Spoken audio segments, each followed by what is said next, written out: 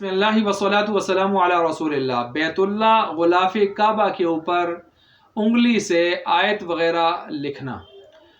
कुछ हजरात ऐसे करते हैं, उम्रा हज पे चले जाते हैं तो वहाँ पर जब वो आगे गुलाफ काबा के पास पहुँचते हैं तो गुलाफ काबा पर अपनी उंगली से कुछ लिखते हैं। क्या लिखते हैं? उमूमन एक आयत लिखते हैं, इन्नल्लज़ी फ़रज़ अलैकल कुरआन लराद्दुका इला माआद। तो ये आयत असल में इसमें अल्लाह तबारक व तआला ने आप अलैहिस्सलातु वस्सलाम को मक्का वापसी की गोया खुशखबरी सुनाई है इसमें कि आपको फिर अल्लाह तबारक व तआला उस मक्का की तरफ जिससे आपको निकाला गया था, आप हिजरत में मजबूर किया गया था, आप निकले थे, अल्लाह ताला आपको फिर वहाँ दोबारा लौटाएंगे और आप वहाँ जाएंगे। चुनांचे फ़तह मक्का के मौका पर 10-12 हज़ार सहाबा के साथ लश्कर जर्रार के साथ आप फातिहाना अंदाज में मक्का में दाखिल हुए।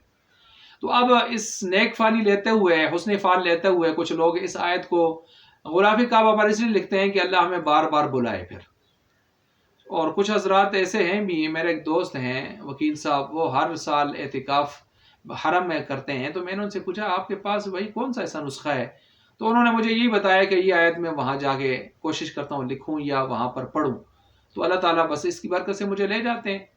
तो ये तो एक हुस्न फाल और नेक फाल उस अंदाज से है ना, तजुर्बाती चीज़ हो गई, एक वजीफ़ा हो गया, गोया एक अमल में से एक वजीफ़ा हो गया ये।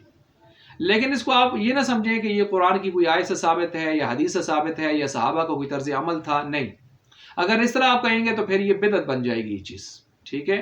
आप इसको दीन बनाने की कोशिश करेंगे फिर ये बिदअत बन जाएगी। लेकिन आप महज वजीफ़ा के तौर पर, तजुर्बा के तौर पर, मुजर्रब अमल के तौर पर अगर करना चाहते हैं तो खामख़ा इस पर फतवा लगाना ये भी दुरुस्त नहीं होगा। फिर ठीक गुंजाइश होगी इसकी।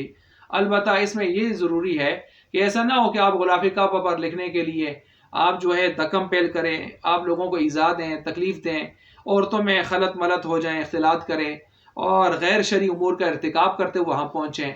तो इस तरह की चीज़ों की ज़ाहिर बात है इस्लाम में ख़तन गुंजाइश नहीं है। बहरहाल ये मसले की वज़ाहत मैंने आपके सामने कर दी।